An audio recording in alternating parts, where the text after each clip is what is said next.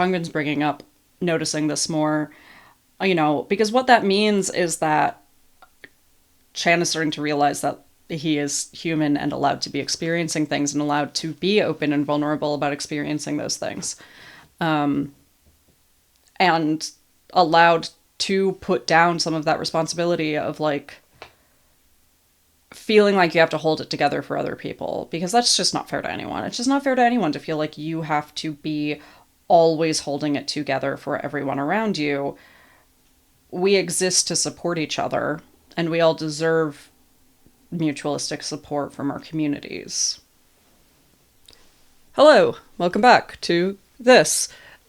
I'm Lullaby, or B, whatever the fuck people are calling me these days. I do a podcast, and also, mostly right now, I do reactions to Two Kids' Rooms. I'm a clinical therapist. That's my intro. So I've vaguely seungminified my physical reality. Oh my gosh. I vaguely seungminified my physical reality, as expected. There was no major overhaul of this art wall. There is no universe in which I was going to significantly overhaul this art wall twice in a week. That just wasn't going to happen. So I didn't. So I was debating what I would react to today, and I went and I asked my darling threads moonlights. You were also my darlings, but I got immediate responses there. You can't really get those here as easily. To ask, because I'm like super behind on Changbin, One Kid's Rooms, Two Kids' Rooms. We're doing great today. And I was like, do I catch up first or do I watch seungbin? Because my understanding is that seungbin apparently will make me sob, and also, no, I have not actually made an embraceautism.com banner yet. I just grabbed my calligraphy paper and started pretending I was making one, but close enough. Apparently it'll make me crash out for several reasons. So I sort of asked, like, what do I do first? And the overwhelming response was to do seungbin now. And that was sort of my plan, except, like, caveat, if you follow me on Threads and you've been online this weekend, you know two things. One, I sort of had a complete and utter crash out about Thuracha, like 4 days ago. I don't remember what triggered that. Was it the award show? It might have been the award show. It was the award show. It was the award show. Point is, I've been on a bit of a Thuracha emotional kick right now. And the other thing is that in the last 24 hours, internet discourse has been pissing me the fuck off. It's just been pissing me the fuck off. And the thing with internet discourse pissing you the fuck off is that you can do one of two things. Either you just stay mad and, like, be annoyed, or you move the fuck on. I'm choosing to move the fuck on, and I'm doing this through a variety of ways, right? One, I have my tea. It is seungbinified. This is now my seungbin mug, and I am happy with that life choice. Will it become another type of mug at some point? Possibly. There may be more than seungbin on it at some point, but for right now, it's my seungbin mug. Thermos. Whatever. Words are mortal constructs. What the fuck was I saying? Right. So I have my tea. To podcast listeners, I am afraid that, it's just boring tea. There's no interesting lore, and I do not have a teapot up here. Which I might regret. We'll see. I have my tea. I chose to not give a shit about my physical appearance in most ways, including not fixing my fucked up nails, putting on not an ounce of makeup beyond, like, lip gloss, and, my hair is still wet. And that's fine. I also, because, I don't know, decided that I'm going to wear my birthday tiara. It's a fake tiara I got for my birthday one year from my mother. And in honor of Seungmin, our prince, I have a tiara.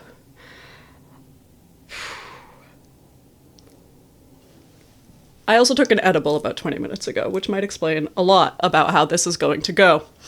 And I'm going to watch two kids' rooms. I'm going to watch Chan and Changbin to get my Thracha fix. What I know about this is that Han does show up at one point because the baby can't be without his youngs for more than 10 minutes at a time, and I love that for him. And then I will watch Seungbin, and we'll cry. And that's my plan, to deal with how much the internet is pissing me off. I think it's a good one. Yeah, that's it. I'd say I'll do content updates at the end. I don't think I have content updates. I think I do this too much now. And I have no content updates, unless we're talking about Genshin. In which case I do, but that's not what we're talking about. So, okay, let's do this. Yeah, let's do this. Yeah. Oh, I guess, caveat, this is like the 6th one of these I've done. Very possible that this and the next one, which will be Seungbin, I will probably not upload them all as one file. That would be too much. I will upload them as 2 different videos, but probably not going to be your best options to watch first, because I almost certainly will be referencing past things from past videos. I mean, go ahead. You can do it. That's fine. I just, I'm just warning you. What do I know about this one? Barely anything. Han shows up. Yeah, that's what I know. I didn't see a lot of conversation about this one.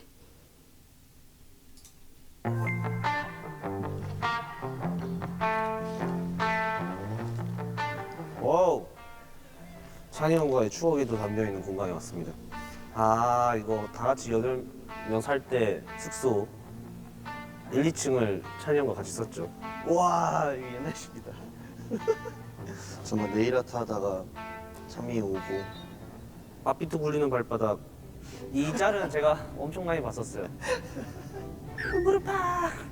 이 짤 많이 봤었고.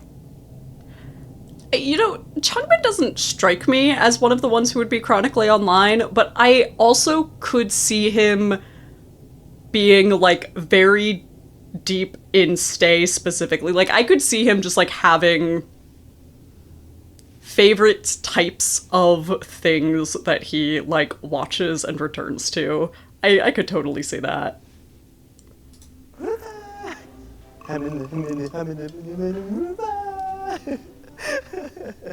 이건 찬이 형이 해준 밥을 제가 많이 항상 먹었었던. 추성훈 선수님의 유튜브를 보고 너무 먹고 싶어가지고 그 스테이크가 찬이 형이 만들어주겠다고 만들어준 진짜 맛있었습니다.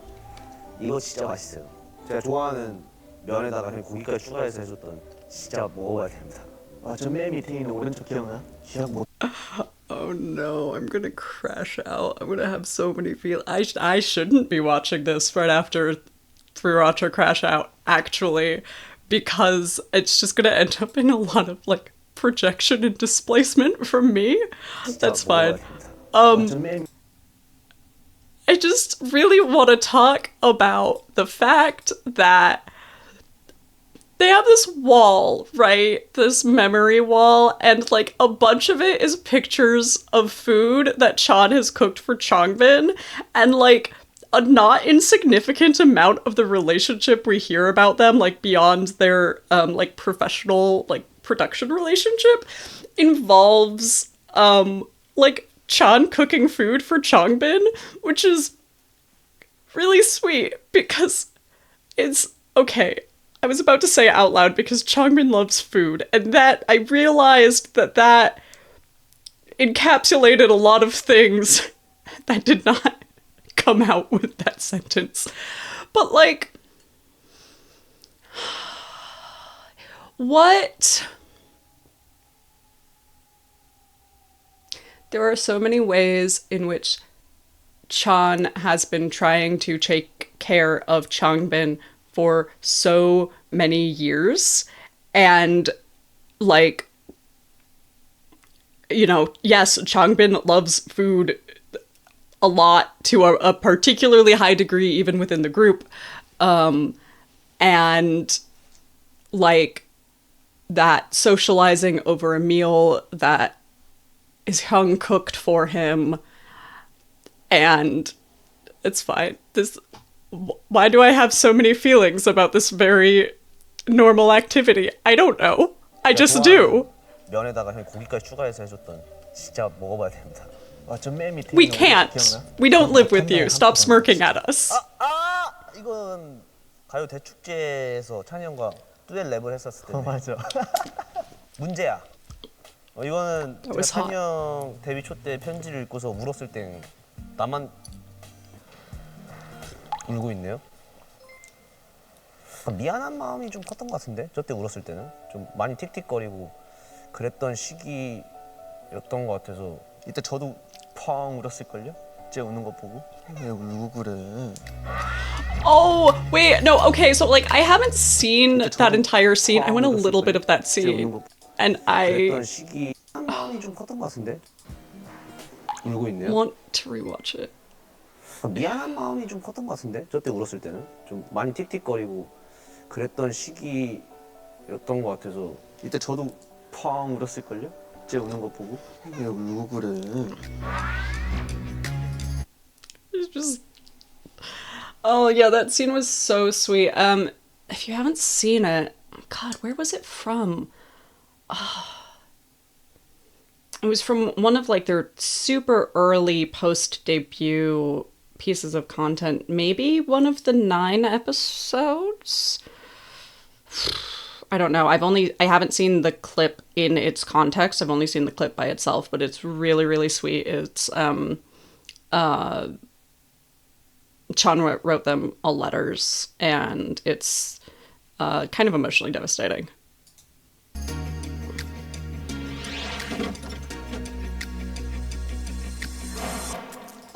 I do think it's interesting to sort of ask them, what were you feeling then? Like, that's a long time ago.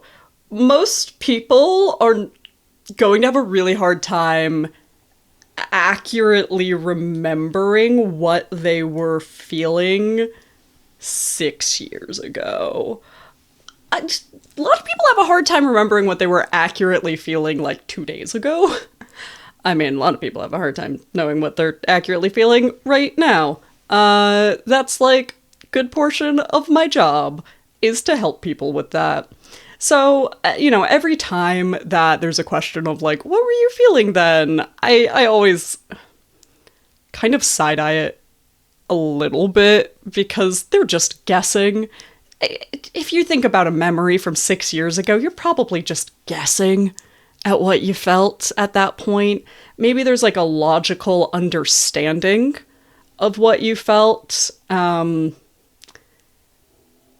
but there's probably not like a really strong emotional recollect. Yeah, like at a high level, you can sort of know like, oh, I was sort of heartbroken, or like I was really touched by that.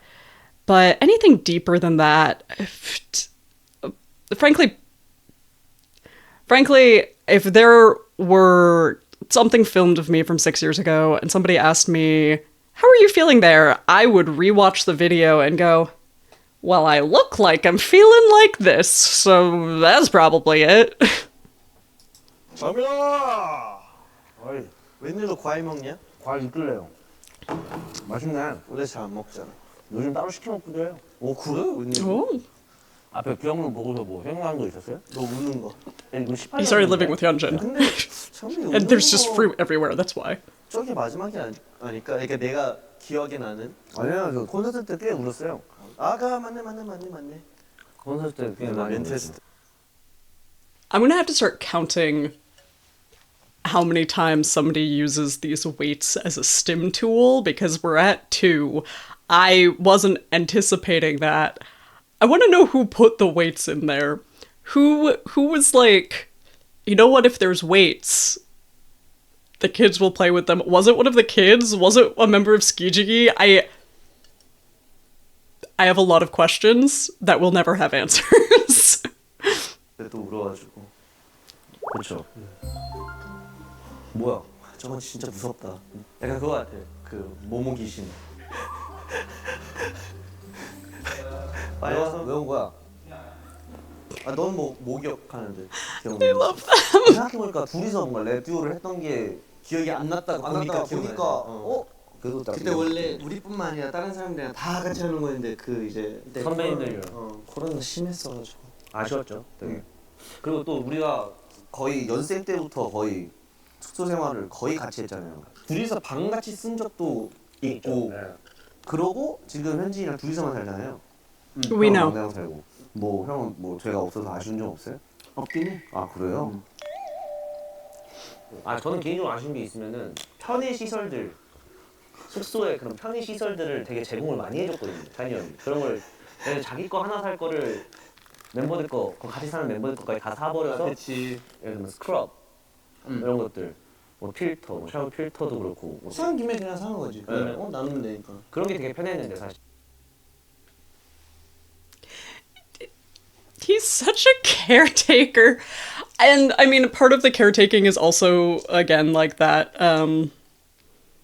relationship with. It's pretty common that people who really try to have a strong relationship with control are also caretakers. And it's actually one of the things that can create codependent relationships.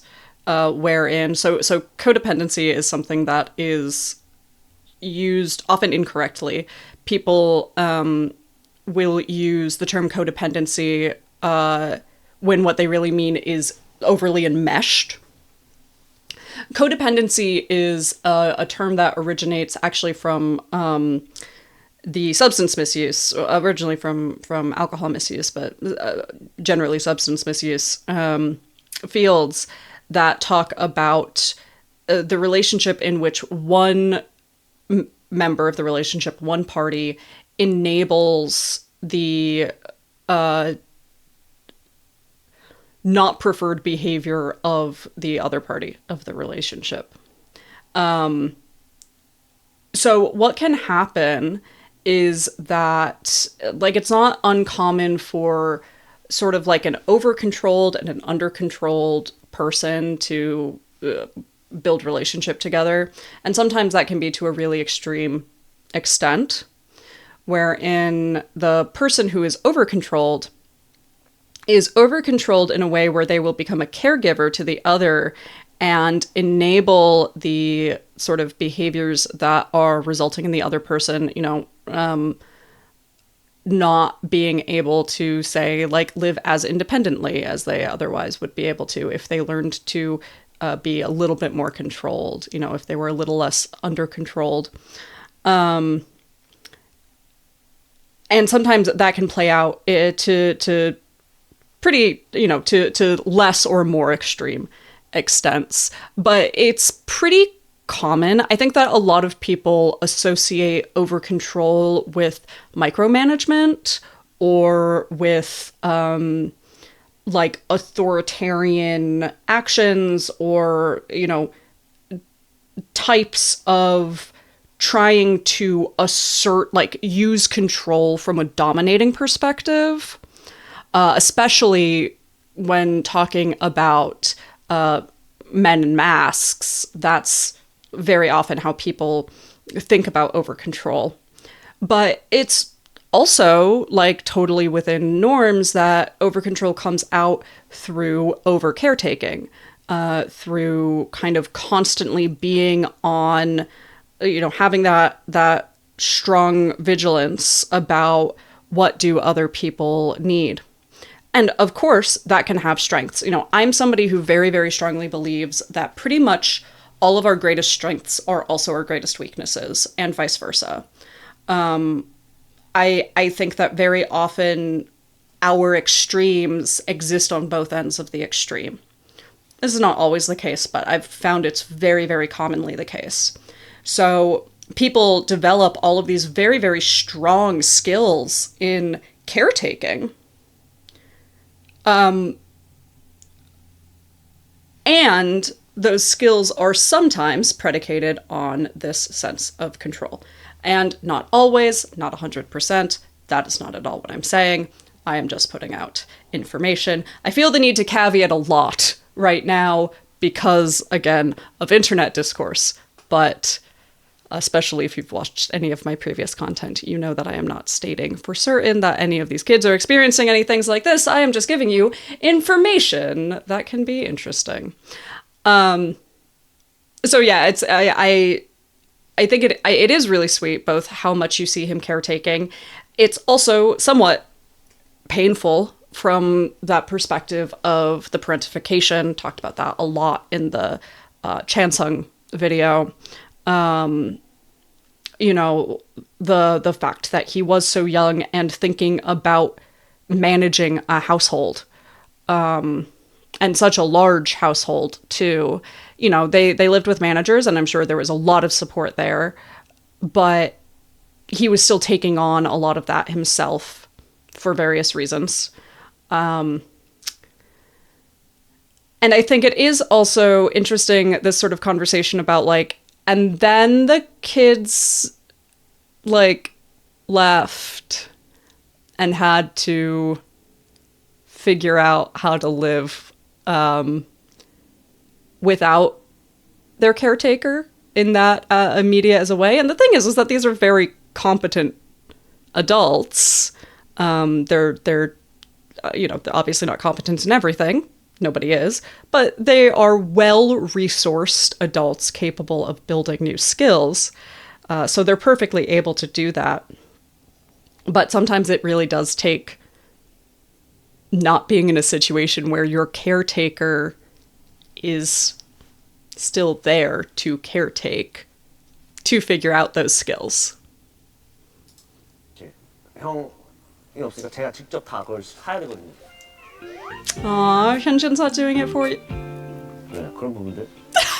about to say. 너무 서로에 대해 너무 잘 알지 않나? 너무 많이 얘기를 뭐든 하죠. 다.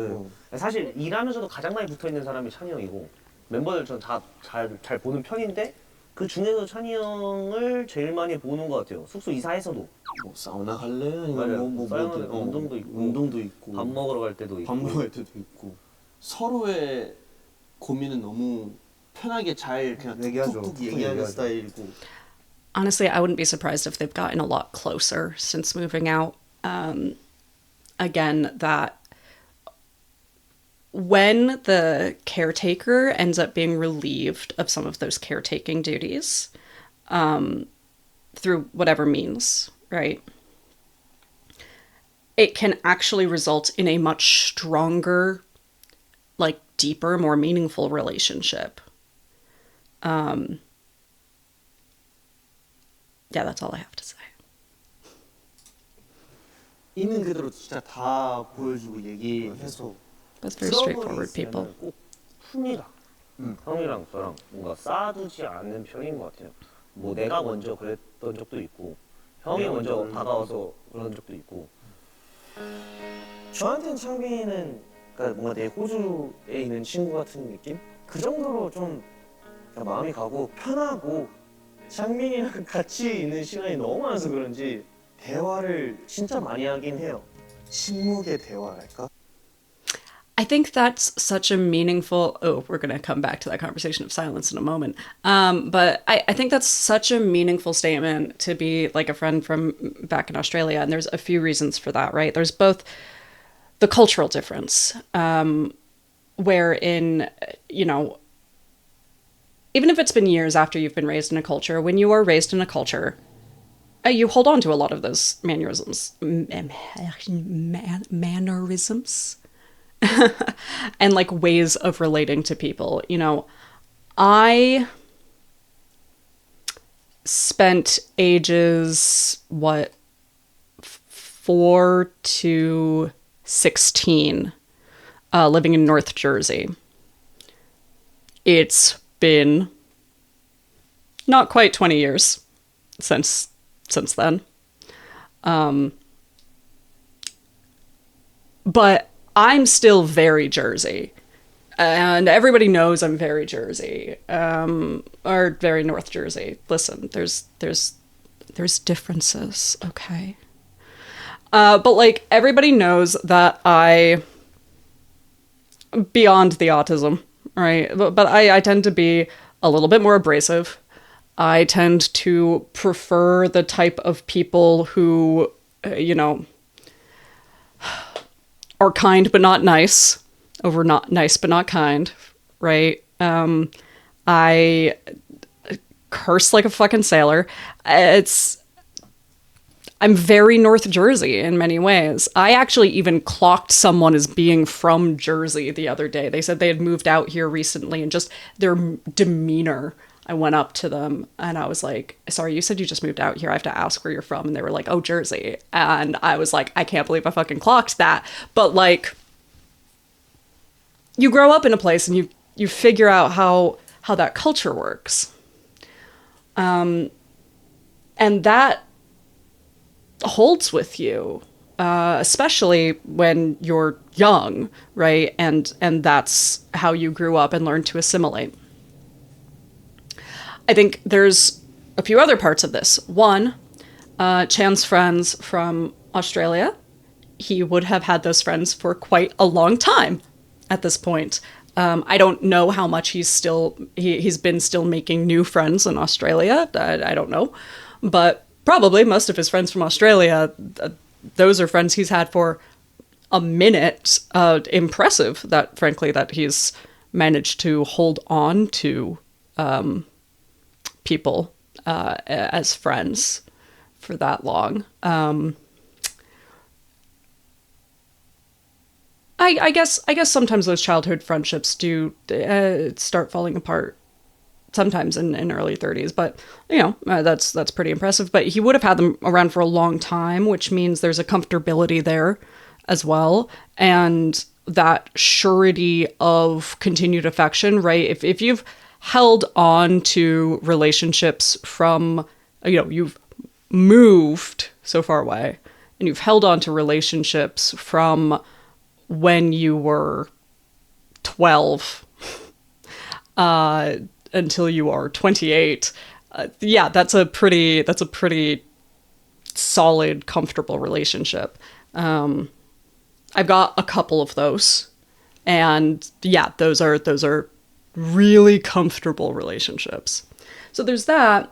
And I think there's also a little bit of the fact that, like, Chan probably has some amount of extra comfort thinking about friendships from Australia, but also just, like, things related to Australia in general, because, I mean, his first several years in Southern Korea were very difficult for a number of reasons, right? Australia is where his family is. He left a lot of friends there. He left a lot of comfort there. He came here, and then he started struggling really, really hard at a very young age.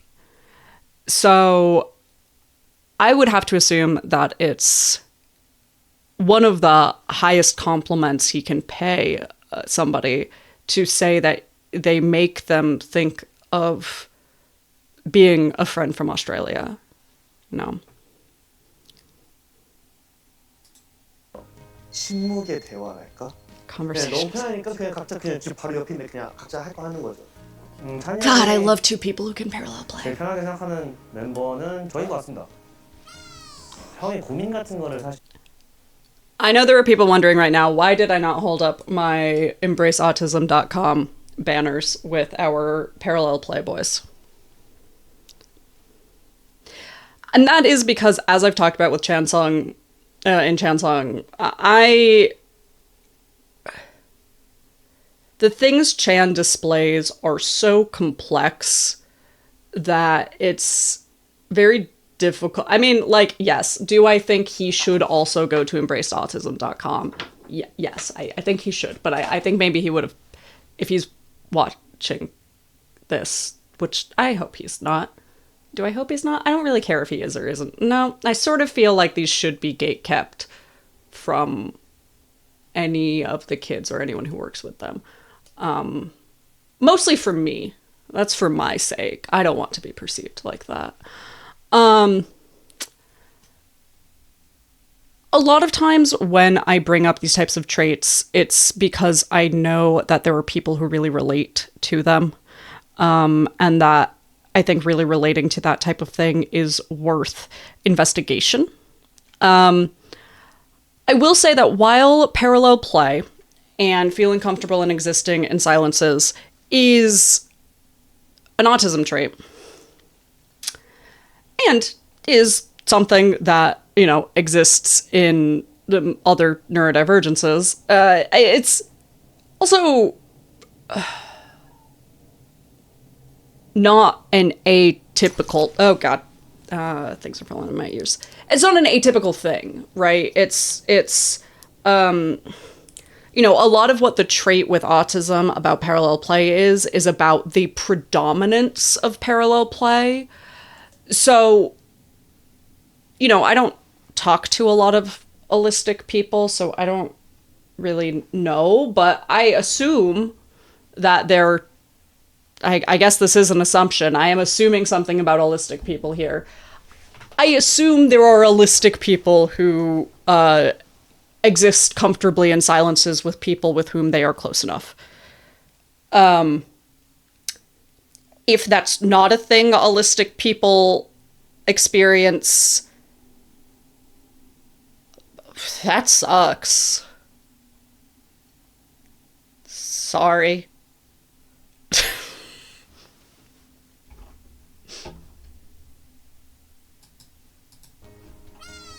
형이 고민 같은 거를 feels 사실 most comfortable with. 저인 것 같습니다. 찬이 형이 제일 편하게 생각하는 멤버는 저인 것 같습니다. I 형이 love- 고민 같은 거를 사실 얘기를 I love when 안 you can 해요. just like confidently say 저한테는 that. 유일하게 좀 얘기를 많이 해주는 것 같더라고. 많이 기대해 주는 것 같고. Because he does. And even though you are the younger one, because you were so stable. Okay, this was one of the crash outs that I had, and so I'm gonna have it again. I don't care, right? Because you had Chan and Han, who both were like not super well, right, when they were young. That's not controversial to say, right? Like, they've both straight up said that. They have so many songs written about it. This is just kind of a fact. Neither of them were super, like, emotionally well. Their types of emotional,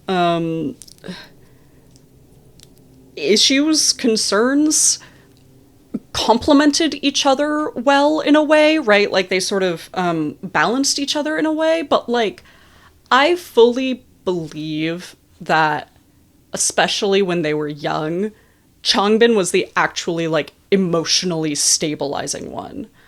In just like how he models as a person. Right, so much of how we learn to interact with the world is based on modeling, like modeled behavior of other people. We see this over and over and over and over and over and over and over again. It's not necessarily modeled behavior of video games, right, or modeled behavior of things that are clearly fiction. It's modeled behavior of other people. So this is how we get into generational trauma cycles. This is how, you know, misogyny perpetuates. This is how, like, all types of things is modeled behavior of other people. A lot of times when I'm doing like parent coaching, I'm talking to parents about modeling behavior.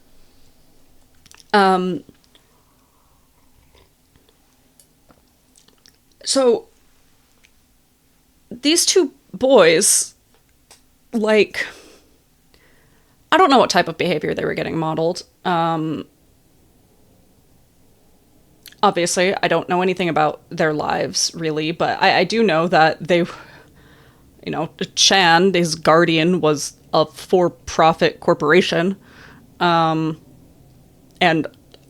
Han, what? Did he live in the dorm also? Was he also was Skiji also his guardian?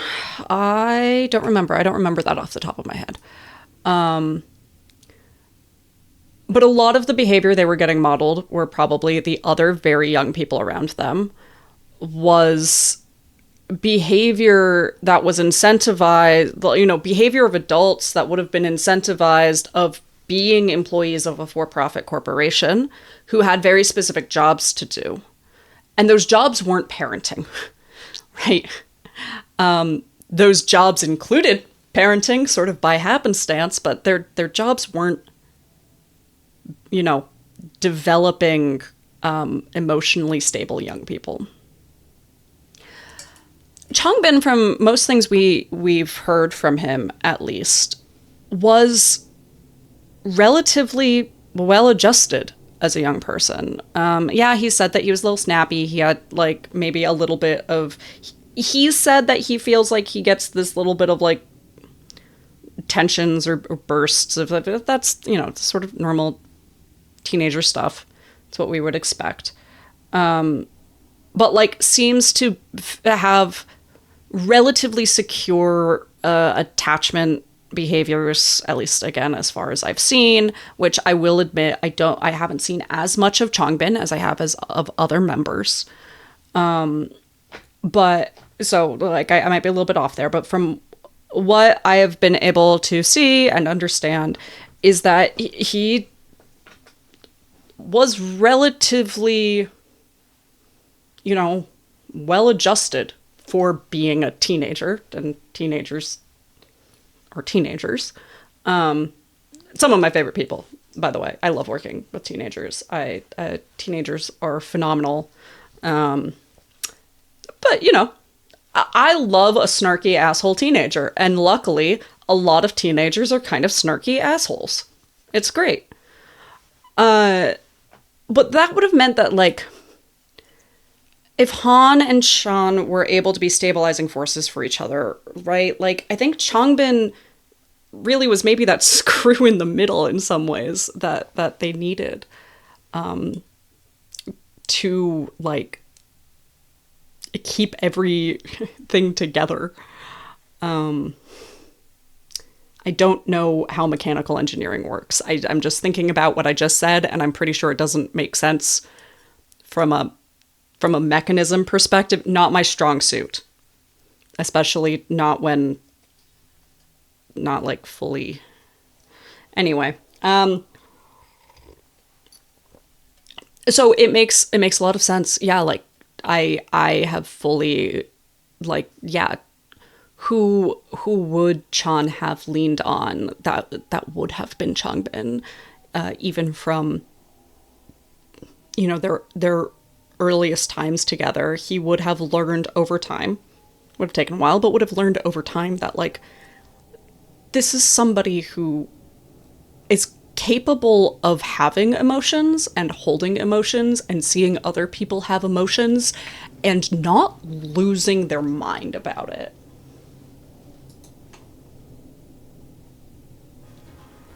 아니 난 그게 되게 신기하긴 해. 그냥 하는 거. 그냥 하는 거? 계획 없이 뭔가 하는 거. 애초에 계획 자체가 0인 상. Have they talked to Han and Felix about what hanging out is? Because I feel like maybe Han and Felix could come to some answers about. Sorry. 데이트 때 누군가가 그냥 밥 먹으러 하세요. 오케이. 고. 끝. 뭐 먹을래? 나 이거. 끝. 그냥 근데 제가 제일 힘든 거예요. 왜? It's hard for everyone. 저는 진짜 변칙이 너무 심하거든요. 그러니까 난 그래서 항상 친구들도 그렇고 난 그냥 번개인 사람이에요. 저랑 진짜 자주 보는 그런 제일 가까운 친구들이나 이런 사람들 유형이 저랑 똑같아요. 진짜 여유 여가 시간을 약속 잡지 않아요. 그냥 그래서 제일 자주 보게 되는 거야. 아, 약간 그런 게 완전 다르지. 둘이서 약간 그 P와 J의 극이라서. 맞아. Yeah, that's really common and actually something that I sometimes talk to clients about when they're talking about friendships and how do you tell when you're the one putting in all the work to a friendship or not, or why is it so difficult to schedule time with people, or and what I found is that there are largely, not universally, but there are largely sort of people who are very spontaneous and impulsive, so they have a hard time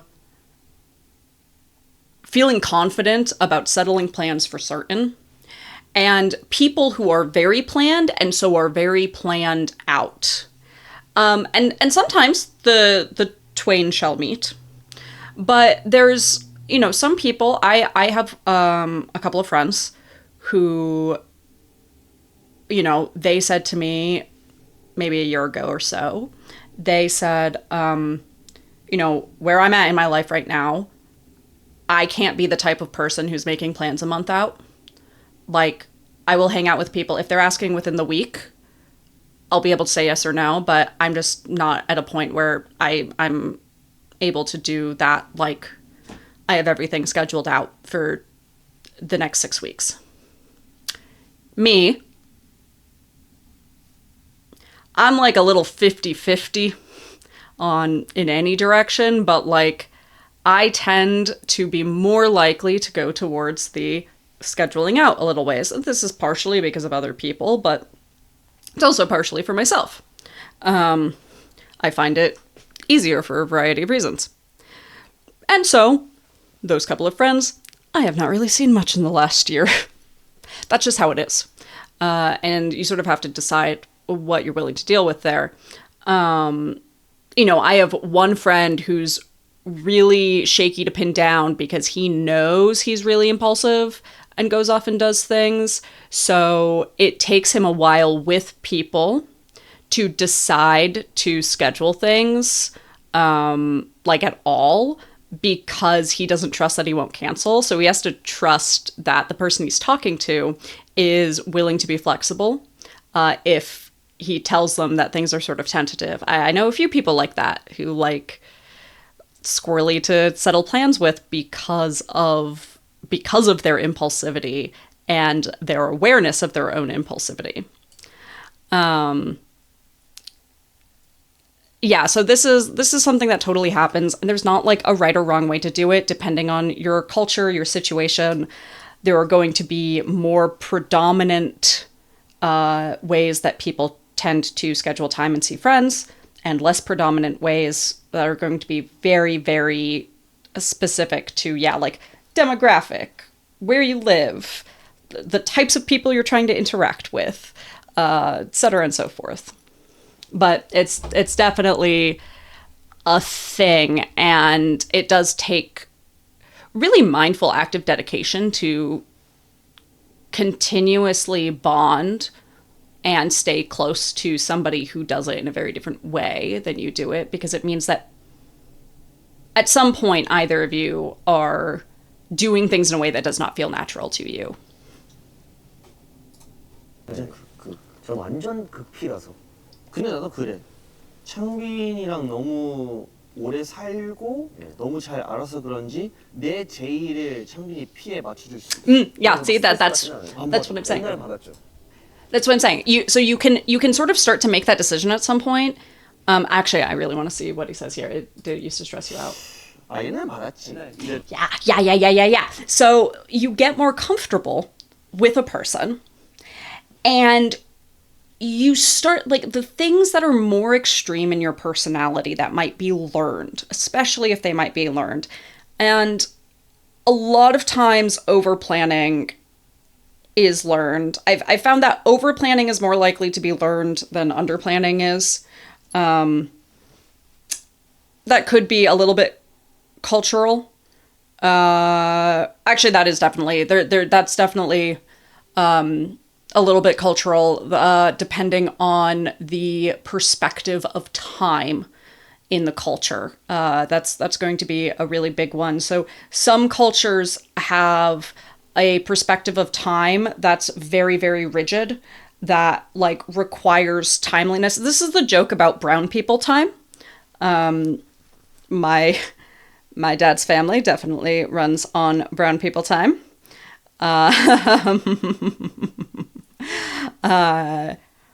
And, I've got my handful of friends who definitely run on brown people time. And part of that is because there's a culture that's much more in a lot of Middle Eastern or some South Asian, various, in a lot of cultures, there's a view of time that is much more like if you're doing something meaningful with that time, a lot of times that meaningful thing is like spending time with family, right? Or something like that.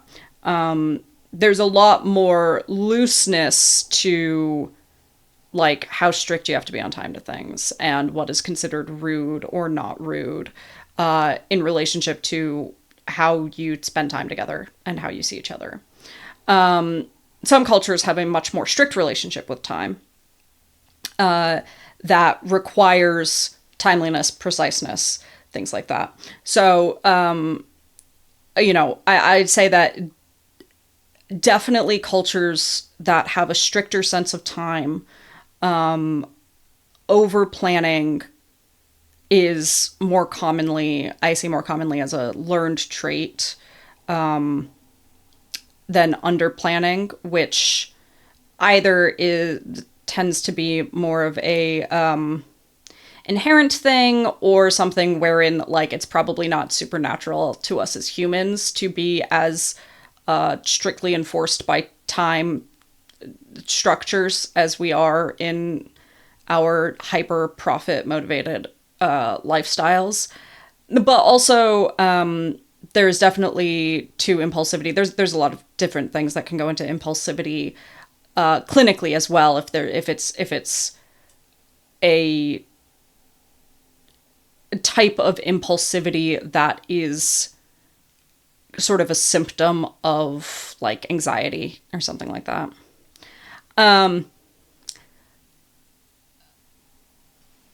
But so, I've gotten myself wildly off track. What was I talking about? Right. How, yeah, when you're feeling comfortable with somebody, when you have these more extreme parts of your personality, that, especially ones that are learned, that are less inherent or, less part of your sort of standard operating system, a lot of those things are there as safety precautions, right? There's a psychologist I really like listening to. I listen to him a lot, Dr. Kirk Honda. I listened to him a lot when I was getting my master's degree. And one of the things he said that I really liked and I've taken with me to this day was that there's not really maladaptive behaviors. Most of our coping mechanisms were developed in an adaptive way to the situation at a time. It's more that they are inappropriately adaptive to the situation we're in now. And sometimes they're very dangerous. Maybe they were not the best option that we could have chosen. Maybe, any type of things. But coping mechanisms were adapted to situations. And these coping mechanisms are what your body identified as needed to survive in the situation they were in. If you start to feel more comfortable with somebody, your body is in a little bit less of that, like, survival mode aspect and is able to put down some of the pendulum swings that we make. So when we talk about attachment styles, we talk about, there are predominant ways that we attach, but we also attach differently to different people. Most people have a fairly secure attachment to their dog. What Chan is talking about here is like, he has like this quote unquote hyper J. This sort of over-controlled personality that is built of a lot of coping mechanisms that created certain attachment behaviors and attachment styles and things like that predominantly. But as he got more and more comfortable, as he developed an increasingly secure relationship with Changbin, that stopped being stressful. Like, the stuff that kicks in to say you need to be over-controlled about every situation that you're in, you need to be hyper-vigilant about every situation that you're in, that's reducing because this relationship is becoming increasingly secure and you're feeling increasingly safe when you're engaging in that relationship. 작업해야 하는 그런 환경에서도 막 너 언제 녹음할래? 뭐 언제 할까? 그때 상황 봐서 정하자 하면 이제 원래는 이랬지. 그쵸, 그쵸. 이지만 오케이 그러면 내가 예상 뭐 이렇게 쓸 것 같은데 그 전까지 아무것도 잡으면 안 되겠다. 약간 이런 느낌. 오케이. 나도 좀 노력을 해야지. 그럼. 난 그게 너무 편한 거야. 없는 것도 나한테는 계획이거든. Yes, yes. Oh my fucking god. No, no, no, no, no, no. I've never related to Chan more than I have in this exact moment. No, because okay, no, I might be a little bit more on this one here, on this one actually. This is a very common piece of advice I give to my autistic clients, but it's also a very common piece of advice that I give to my OCPD clients or OCD clients, or which are two different things, or anything on the over-controlled end. But anything wherein changing of a plan is really distressing. So yeah, we're talking, you know, anything within obsessions, anything like autism, anything within the over-controlled realm, anything where you're like, but I had a plan, and now the plan is different, and I don't fucking like that. There's a few different things that you can do. You can plan to not know what the plan is. Like, you can plan for it to be tentative.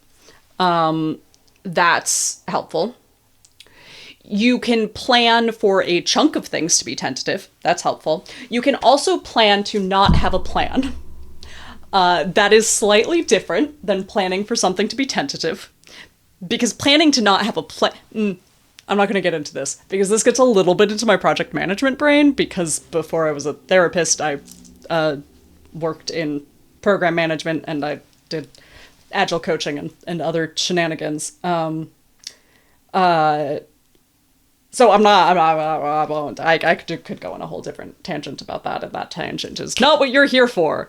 But yeah, holy shit. That is the realest thing that Christopher Bong has ever said. And shut up, Changbin. I'm pretty sure that Changbin's reaction is my Gothic Enigma's reaction also. Like, I'm pretty sure that that's probably... I don't think she reacted that strongly, like, outwardly. I'm gonna show this to her, and I'm gonna ask her. I'm gonna be like, is this how you feel about me? 한테는 계획이거든. 뭐?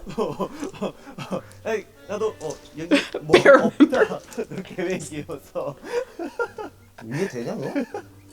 너 이게 안 되는데? 그래서 Have it doing nothing is because you have to no because and then you also get to schedule out, like, it's important to schedule out time to relax or do nothing or do something unproductive. Like, I talk to people all the time about this. They're like, how do I rest? And I'm like, literally, like, sometimes it's not literally resting. First of all, you don't have to literally get on your bed and sleep. That's not.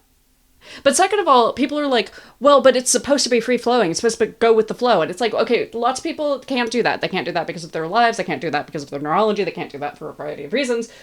So you put time in your calendar to do something that is not productive. Like, you do something that's not productive. Or, you know, with my friends who run it, I have one friend who runs on some of the most severe case of brown people time I ever did see. And she knows this about herself. Girly is like, I always plan 2 hours. I plan 2 hours of she may or may not show up at this point. That's just how I do it, right?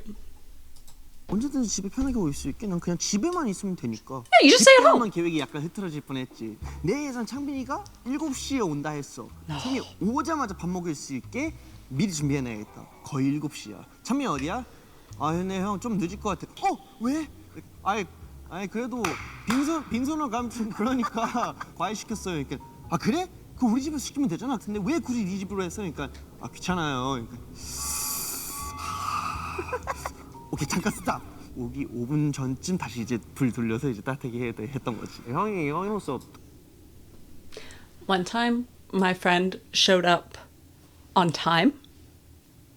And this was devastating because I had lied to her about the start time of the event. She respected this, though. She understood, but she did have to deal with us finishing cleaning our house.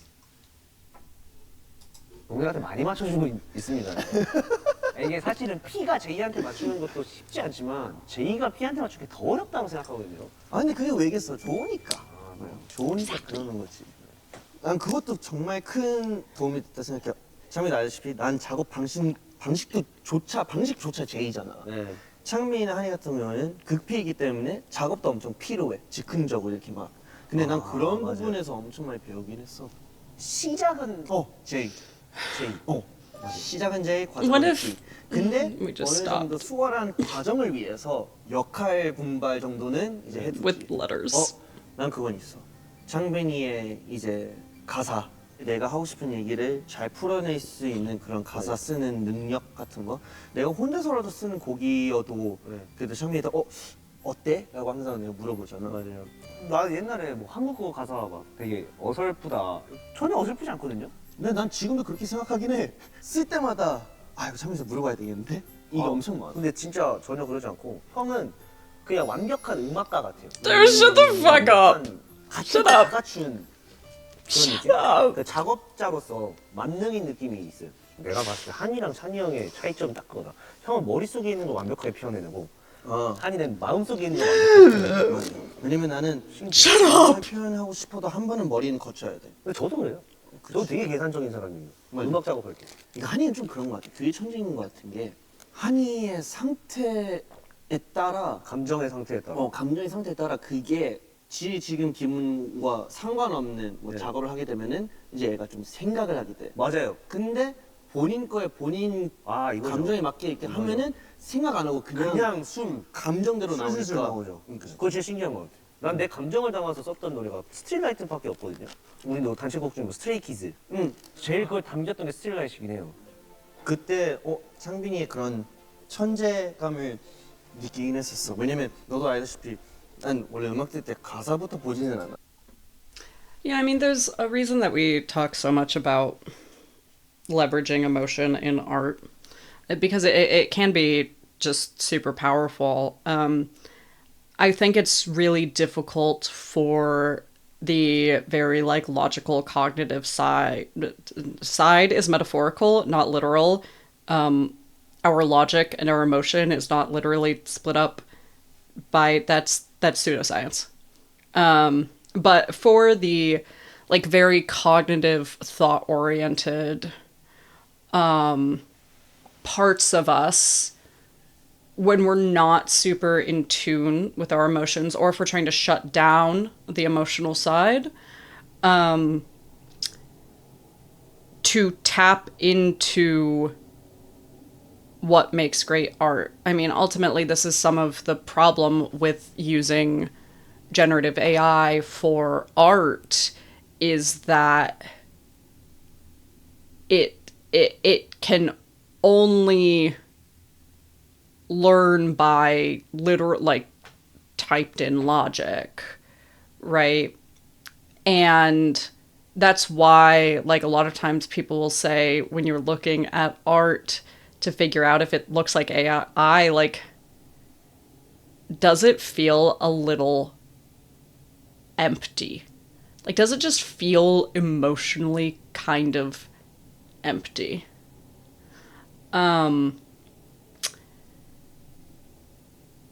Or, you know, with writing, sometimes you'll see writing that's like very purple and yet somehow feels like it has no soul. And a lot of times that's generative AI, right? It can put together these like exquisite, like these very exquisitely crafted sentences that feel very meaningless, right? There's nothing behind them. It's almost the opposite of purple prose, right? Like it's this really like crafted, highly crafted series of words, but there's no melodrama behind, like, backing up those words, you know? And And I think that the real key for a lot of artists is to figure out like how to identify their feelings and how to build that empathy for themselves in a different situation so that they can, you know, feel like they can build successful, stable, happy lives and not lose what makes their art meaningful. Because I've definitely known artists who have been almost afraid to not be a little bit miserable because they were afraid that their art would suffer for it because they were so used to building art out of trauma. And the emotional part of your mind does not just have to be the trauma part of your mind, right? Like there's a lot more to it. So really figuring out how to integrate those two things and then learning, okay, how would I feel in a different situation? Or how, like, what would this be like for somebody else? You know, that can really be what creates great artists who are also healthy artists. 네, 네. 음악부터 듣는단 말이야. 뭐 최근에 삐처리 같은 경우에도 내 맨날 그러잖아. 아 이거 2절 진짜 너무 잘 썼다. 옛날에도 우리 했을 때 막 그랬었잖아. 찬미가 쓴 탑라인이랑 그 트릭이 딱 맞아 떨어지게 약간 냉정하게 와 이거 잘 썼다가 아니고 좋은데?가 느껴질 때가 있어. 뭔가 막 닭살 돋고 막 That frisson 들으면서 감정이 of the, 가면 yeah. 난 그게 너무 좋다 생각하거든. Music is really, really cognitively powerful for us.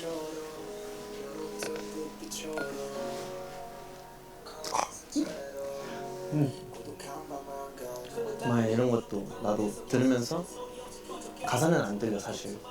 이해하는데요? 아니 그건 아니고 들으면서 아 얘는 분명 지금 아픈 얘기를 하고 있겠구나 그런 게 느껴진다. 그러면 이제 궁금해지잖아. 그럼 뭐 있어? I think that's something that's really beautiful about music, and also what a lot of people, I think, resonate with. You know, a lot of times people get asked, like, why do you like listening to music in different languages? And it's like, well, the language is not necessarily what's important in conveying. Like, that's only part of what gets conveyed in music. You know, there's obviously huge amounts of music with no lyrics at all that convey just deep, deep depth of emotion. Yeah, music is one of our most like powerful therapeutic tools, honestly. 그럼 이제 가사를 찾아보는 거지. 그러면 이제 2차 감동. 와, 그럼 내가 느꼈던 이 음악에서 느낀 감정이랑 와, 이 That's what I do 가사를 with like 와, every time I 이런 listen to a New 느낌을 Stray 하면서 Kids 이제, song. 너무 잘 썼다. 이렇게 되는 느낌. 가로등 불빛처럼 가로등 불빛처럼. 아 그거 하나 기억나요. 트릭 작업 시작할 때 살짝 그게 있었다. 그 앨범에 대해서는 너무 많은 시행착오가 많았어가지고 맞아? 그때는 뭘 힘들었어. 해야 될지 서로 예민해진 상태에서 그런 부분들이 있었죠. 근데 그래서 그런지 특 너무 잘 나왔잖아. 맞아요.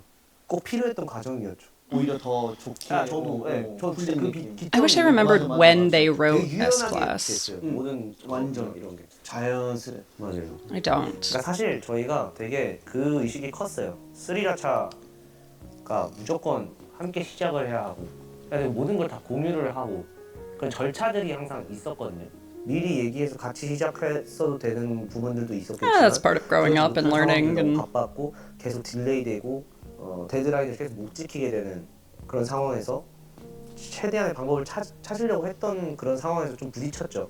그러니까 작업 방식이 처음으로 좀 달라지기 시작한 때였어요. 그래서 그걸 받아들이는데 시간이 걸렸고 그때 감정에 있어서 조금의 서운한 부분들이 드러났었고 그것들을 좀 푸는 계기가 됐고 그 이후로 너무 유연해졌죠. 작업 스타일 자체.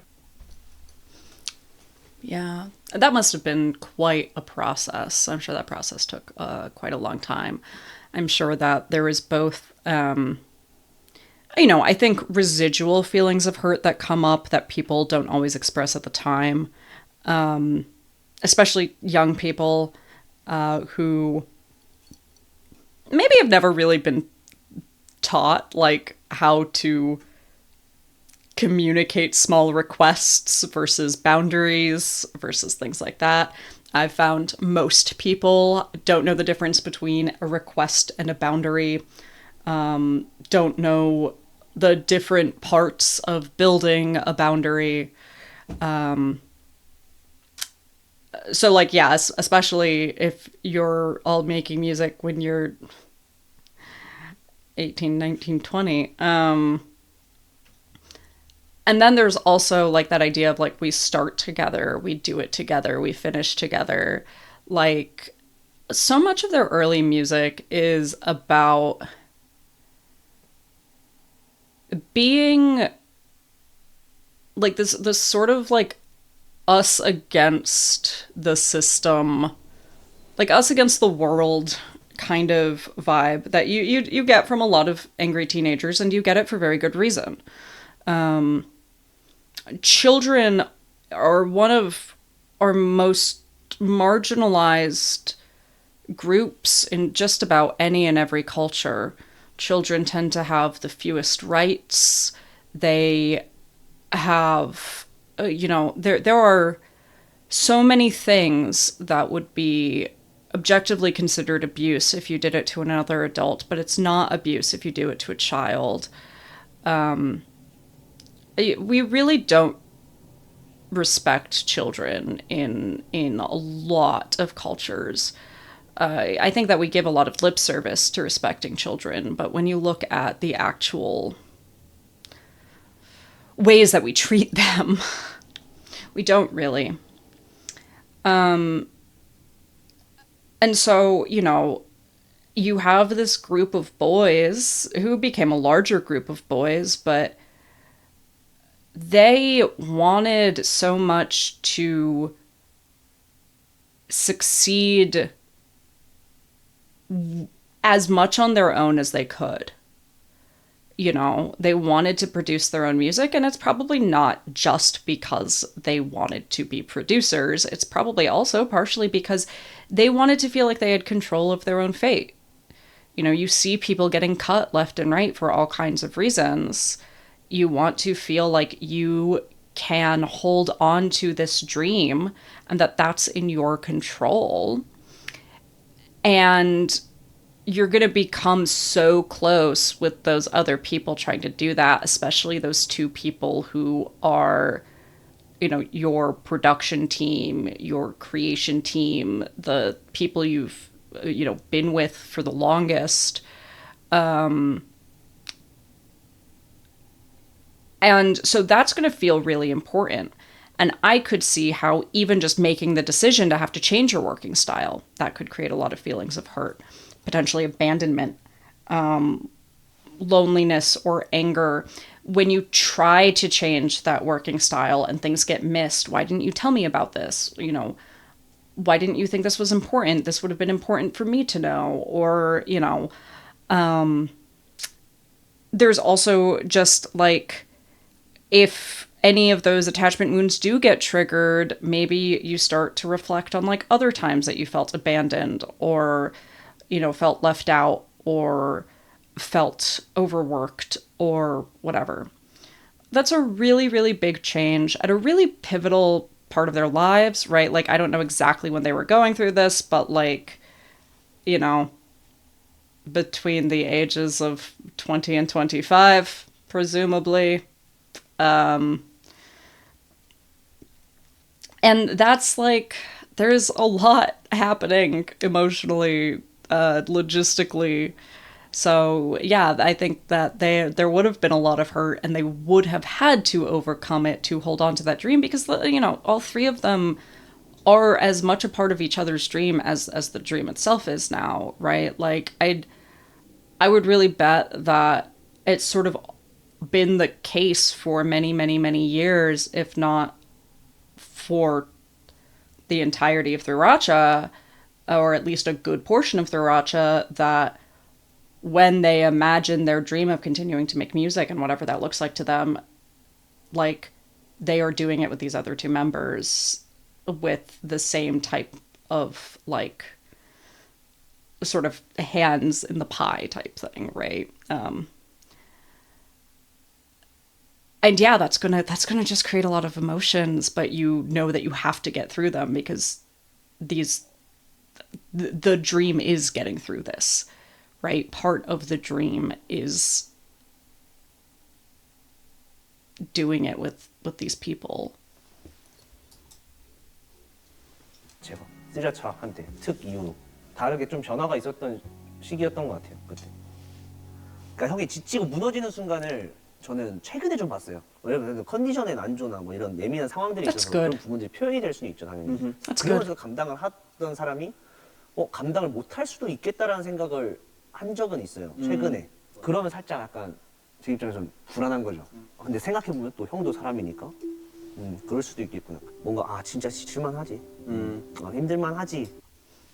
I'm really glad that apparently, I think stays talk about seeing that more, and I'm really glad that Changbin's bringing up noticing this more, because what that means is that Chan is starting to realize that he is human and allowed to be experiencing things and allowed to be open and vulnerable about experiencing those things.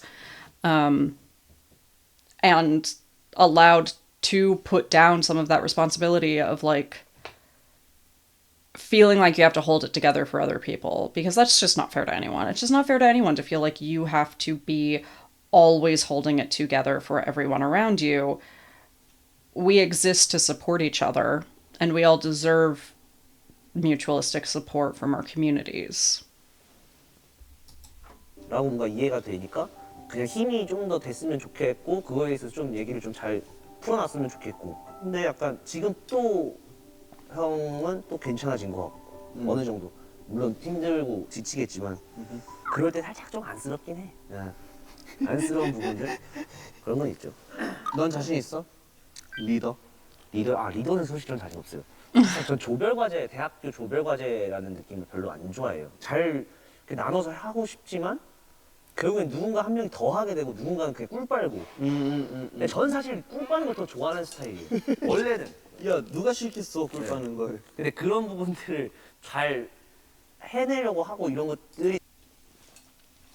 This is a little bit also in project management brain, so I won't dwell on it long, but the way that you do that with groups is that you recognize that for different projects, different people are going to have different strengths. But also, you stop giving so many shits. Like, that's part of it. You're not in a college group project anymore. You're working with people who you deeply, deeply trust. And you're all mutually accountable. Our best form of accountability is community accountability. That's the most effective form of accountability, is when somebody wants to hold themselves accountable to their peers and to their team. And you just sort of trust that everyone's going to work hard. And that makes life a lot easier and is usually pretty accurate. And usually if someone is not doing what you need them to do, you can talk to them about it. But otherwise, if what you need to get done is getting done, well, does it really matter,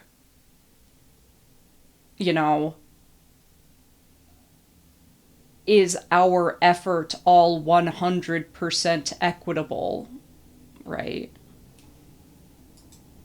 저랑은 좀 안 맞아서 그러니까 나머지 7명 중에 찬이 역할 할 수 있는 사람 있어?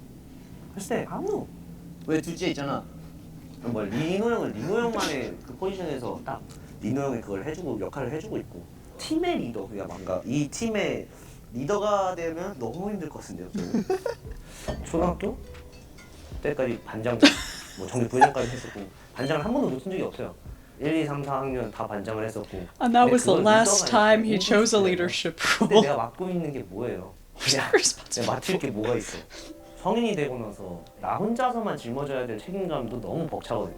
그리고 연습생 때부터 따지면 거의 한 8년, 10년 정도를 이렇게 리더 역할을 수행하고 있는 형인데 무너져 내린 걸 작년 정도? 그 정도쯤에서야 한 번 봤어요. 저는 한 번 보고 나서 이 형도 진짜 이런 부분이 있는 사람이구나 라는 걸 느꼈기 때문에 멤버들한테 진짜 좋은 형이고 중간 형이 될 수 있고 친구가 편한 형이 되고 그런 동생이 될 수는 있어도 형이 맡고 있는 만큼의 그 책임을 다할 자신은 솔직히 없어요. 요즘 Yeah, Changbin, everything that he's talked about and reported and has been said about him, seems like he has a lot of really great leadership skills in that emotional labor of being, a conscientious part of his community and paying a lot of attention to people and, making sure they're doing well. And that is important leadership. Like, that's an important part of leadership. Does not seem like he is particularly skilled at like logistics. Shout out to, the one kid's room where everybody was complimenting him on like setting up his own dermatology appointment and plugging in the TV correctly. Was that reductive? Setting up the TV correctly in some unknown way. Those are maybe not the skills that he has had to have for much of his life. But leadership exists in multiple different facets. And there's a lot of parts to it, and nobody is good at all of it. So it sounds like he does have his leadership responsibilities. He just doesn't see them as leadership, potentially because they're like kind of easy to him. Sometimes people view skills that are easy and straightforward to them not as skills. 들어서는 형이 아닌 척을 그래도 안 해주는 것 같아. 근데 아닌 척을 해도 티가 나잖아, 나는. 맞아. 근데 그러니까 티가 나는데 이제는 뭔가 그걸 받아들이고 얘기를 해주니까 더 뭔가 쉽게 솔루션이 생기는 느낌? 서로의 관계에 있어서. 아, 그치. 그래서- 옛날에는 그냥 다 막아놓고 네. 그냥 그리고 먼저 뭔가 얘기하고 뭔가 들어주고 이러니까 약간 그런 것도 진짜 전 용기라고 생각하거든요. It is. 아, 그치. 네. It's very 용기 vulnerable. 많이 느껴져서 고맙죠. 좋죠. 나도 반대로 들어주는 네 입장도 너무 고맙지. 아, 저는 언제든 듣는 건 너무 좋아요. 고마워. 에이, 형도 마찬가지예요. 멤버들이 뭔가 형한테 고민 풀면 그거 짐처럼 생각들진 않잖아요. 오히려 그치. 너무 좋지. 아, 뭐 다른 사람들이 뭐 얘기하면 This is a true fact about people. People like when you open up to them. People tend to like us better when we ask for help. People like feeling like they're trusted. They like having people open up to them. It is a difficult thing to do. It does not always go well, right? But like, generally, a lot of people like authenticity. Not just like statements of like, here's some things about me, but like actual putting a little bit of like true emotion into what we're saying to people. It's what con people are really good at is pretending to do that, right? Like, because we like to help people. Most people like to help people. 뭐 어쩌라고. 근데 진짜 가까운 가족 같은 멤버가 이런 거 형 이런 거 있는데 이렇게 해서 자꾸 그치. 그러면 핵. 그래. 그러면 이러면서. 근데 유독 그게 되게 큰 형이에요, 이 형은. 그런 걸 진짜 즐겨 해요.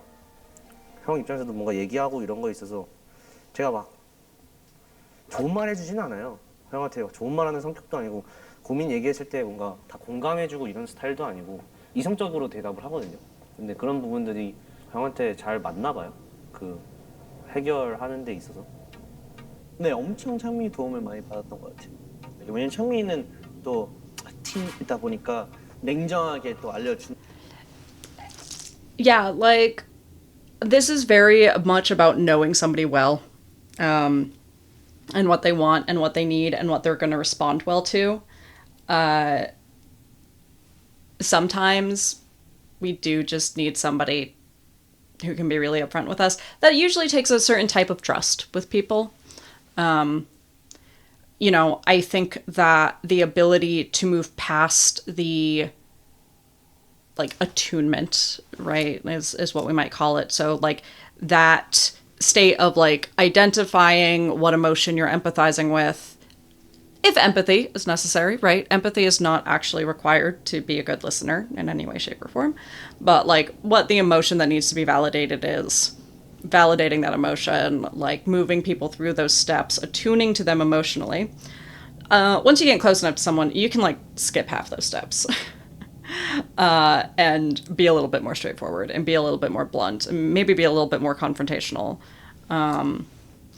You can push a little bit more with people who feel comfortable with you and who you feel comfortable with when there is mutual trust. And some people need that in order to make progress.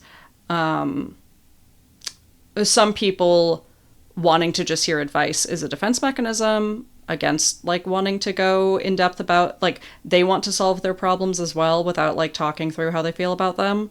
And so having somebody who will let them just logically try to solve the problem and not have to feel about it, will get them to solving the problem, but like won't get them to talk about their feelings, So there's pros and cons, but it's helpful to, I'd certainly take somebody who talks to people about how to solve their problems but doesn't talk about their emotions over somebody who doesn't talk to people at all. Right? Steps have to be made. 한단 말이에요. 감정적으로 밝고 저도 생각 못했던 부분들이 창민이도 알려주고 하니까 그러면 이제 오케이, Reframing. 그래서 해결책이 되게 빨리 찾게 되는 편인 것 같아요. 창민아, 고맙다. 고마워. 여기 굳은 살이 더 커졌다. Sudden 너 calloused. 이런 건 아니야. 너 하면서 너 계속 떼지. 그럼 아니, 더 심해져. 원래는 안 떼는데 형이 하지 말라 했지. 그래서 제가 유명하거든요. 머슴 손으로. 멋이 있는 머슴. 머슴? 머리 가슴? 머슴? 옛날에 양반집에서 양반찜 또 뭐야? 그 양반? 네. 양반이 좀 높은 지위에 있는 옛날 조선시대에 그래서 말로 막 야 그 양반 있잖아 할 때 높게 얘기하는 거였어? 그런 느낌은 또 아니에요. 그래서 내가 가사 확인을 받는 거야. 한국어 너무 어려워. High context, yeah. 순작도 난 깔자. 형 없어요? Yeah, I can see why he the high context versus low context is really difficult for translating and understanding, and like it goes both ways. It is not easy, and especially once you start getting into idioms and a lot of these other types of things that like music uses a lot of metaphors, idioms, things like that, like especially when you're going from high context to low context, and when there's also just like different ways that allegories and metaphors get used in common speech. It really does. I see this every now and then with one of the really there's this like famous translation of, is it an Idol Theater? Maybe. It's the one where Hyunjin says to Changbin that only omega males don't eat their pizza crust. They start talking about omega and alpha males. That's what the translation gives us. I have not been able to figure out what exactly they're saying. Like I've taken the Hangul and I've tried to transliterate it, but the transliterations very often do not. It shouldn't be that hard. There's a direct transliteration Hangul. That's part of the entire fucking point. But no. We have to make it look a certain way. So point is, I can't seem to transliterate it in a way that finds me English information on what the words they're saying mean, because they're clearly colloquial of some kind. They're like some type of slang, or they said in the show that it was a meme, but like it's clearly some type of slang. I don't know what it is, but I'm very certain that it is not the alpha and omega that people think it is.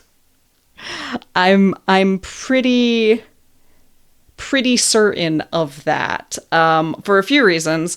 One, like the common alpha omega, like, so there's sort of two alpha omega discourses, and unfortunately omega means kind of opposite things in both of them. There's the fan fiction, in which it means like there's omega verse fan fiction, and then there's like toxic masculinity spheres. Alpha means sort of the same thing in both, but omega and beta mean totally different things. So I'm relatively certain that whatever words they're saying are in fact neither of these. I do not think they are either. I mean, I don't know, maybe they're the Korean omega-verse trope colloquialisms. I'm pretty sure they're not. I think I did see at some point someone point that out, that they're not that. And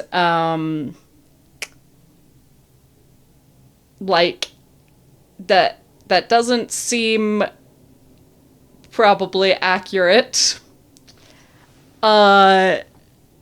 They're definitely not the toxic masculinity sphere ones. So, like,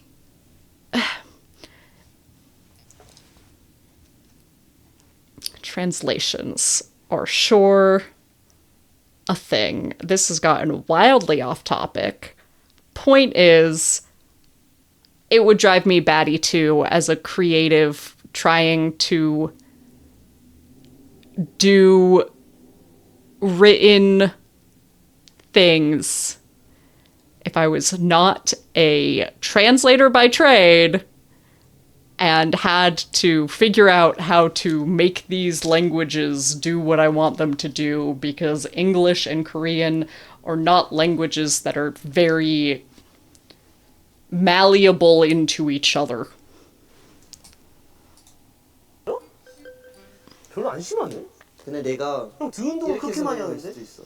형 창빈이는 여기에다가 잘못 넣어서 그런 거일 수도 있어. 그러니까 나는 여기에 그 집중을 잘 해서 이렇게 되는 건데 아예 없으면 이거 아참 그냥 뭐 비닐 장갑을 끼고 뭐 하나 둘 셋. What a note to end on. 됐어. 가시죠. 장빈, 잘 못 느낄 수도 있지만 형이 널 진짜 많이 사랑하고 이제한다. 너도 나한테 그러는 것처럼 나도 너한테 그런 형이 될 수 있도록 열심히. This picture's so bad. I love it. It looks like a smiley face. I have a lot of feelings. 고생 많았고요. 앞으로 또 더 고생하시오. 미안하고 고맙소 항상. 빙. I love them. Okay. Well, I'm really glad I watched that because it was really cute and sweet. I'm gonna pause recording and then I'm gonna eat food. And then I'm gonna come back and I'm gonna record a seungbin. Come back with more tea. And more feelings. My tear ducts have started to be appropriately prepared for whatever happens next. I've had 5 different people tell me that they can't wait to see my crush out about this, so.